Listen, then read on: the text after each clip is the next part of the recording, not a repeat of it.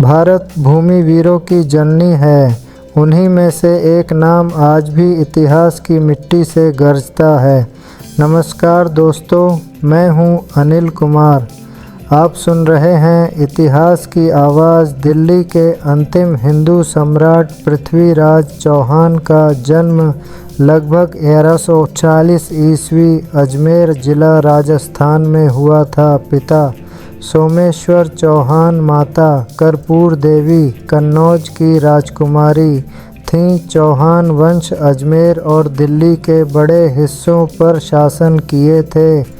उसे समय राजपूताने में चौहान वंश की बहुत प्रतिष्ठा थी। पृथ्वीराज चौहान बचपन से ही असाधारण बुद्धिमान और वीर थे। उन्होंने संस्कृत, राजनीति, इतिहास, गणित, तीरंदाजी, अश्वारोहण, घुड़सवारी, तलवारबाजी आदि की शिक्षा प्राप्त की। वे कई भाषाओं के ज्ञाता थे और काव्य व संगीत में भी रुचि रखते थे। चाणक्य जैसे विद्वान, संतोष राज और उनके मित्र चंदबरदाई, जो बाद में पृथ्वीराज रासों के रचयिता बने। पिता सोमेश्वर चौहान की मृत्यु के बाद मात्र 13 वर्ष की आयु में पृथ्वीराज चौहान अजमेर के सिंहासन पर बैठे। बाद में उन्होंने दिल्ली के तोमर वंश को हराया और दिल्ली पर अधिकार किया। इस प्रकार वे बने अजमेर और दिल्ली के संयुक्त शासक, जिन्हें इतिहास में कहा गया दिल्ली के अंतिम हिंदू सम्राट।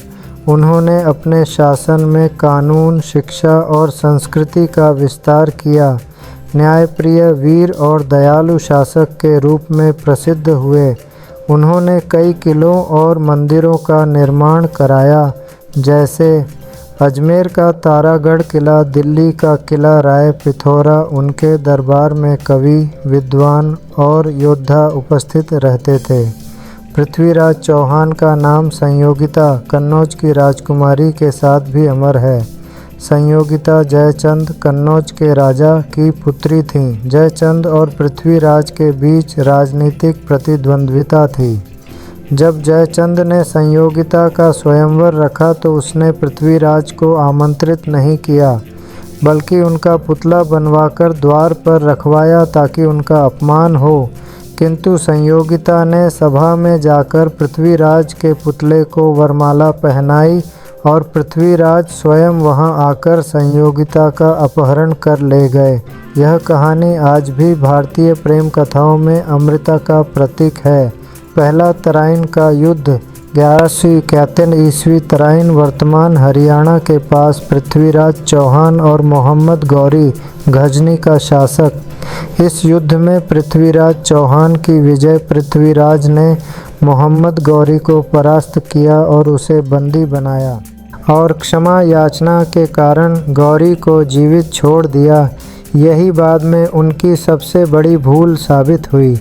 दूसरा तराइन का युद्ध 1192। मोहम्मद गौरी ने फिर से विशाल सेना के साथ आक्रमण किया। उसे युद्ध में जयचंद और कुछ अन्य राजाओं ने पृथ्वीराज का साथ नहीं दिया।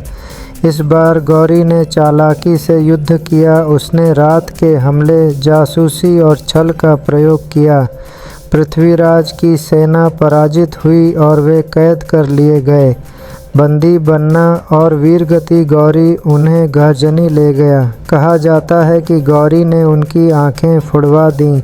तब चंदबरदाई ने उनकी सहायता की और ध्वनि आवाज़ से निशाना लगाने की योजना बनाई। गौरी ने उन्हें तीरंदाजी दिखाने को कहा। चंदबरदाई ने पृथ्वीराज से कहा, हे राजन, अब समय आ गया है। 4 बांस 64 गज, अंगुल अष्ट प्रमाण, ता ऊपर सुल्तान है, मत चूको चौहान। पृथ्वीराज ने आवाज़ की दिशा में तीर चलाया और मोहम्मद गौरी वहीं मारा गया। इसके बाद पृथ्वीराज और चंदबरदाई दोनों ने स्वयं बलिदान दे दिया। हालांकि कुछ इतिहासकार इसे लोक कथा मानते हैं, लेकिन पृथ्वीराज रासों में यही कथा प्रमुख रूप से वर्णित है। मृत्यु वर्ष 1114 ईस्वी। कुछ ग्रंथों में 1183 भी कहा गया है। गजनी या अजमेर विभिन्न मत हैं। उनकी मृत्यु के बाद दिल्ली मुस्लिम शासकों के अधीन आ गई। इस तरह वे दिल्ली के अंतिम हिंदू राजा कहलाए।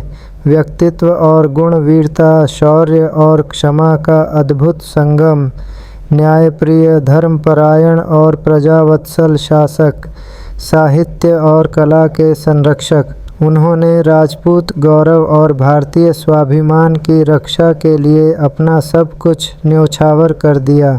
प्रमुख स्मारक और विरासत अजमेर में पृथ्वीराज स्मारक, दिल्ली का राय पिथौरा किला, पृथ्वीराज चौहान स्टेडियम अजमेर, भारतीय सेना की प्रेरणा। पृथ्वीराज चौहान आज भी एक साहस और देशभक्ति का प्रतीक है।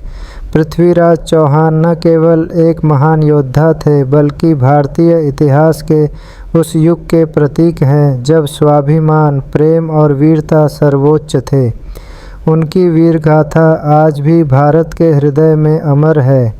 अगर हाँ, आप इतिहास के प्रेमी हैं तो कमेंट करके हमें बताएं और वीडियो अच्छे लगे तो चैनल को सब्सक्राइब करें। आज की वीडियो देखने के लिए धन्यवाद। आपका दिन शुभ हो।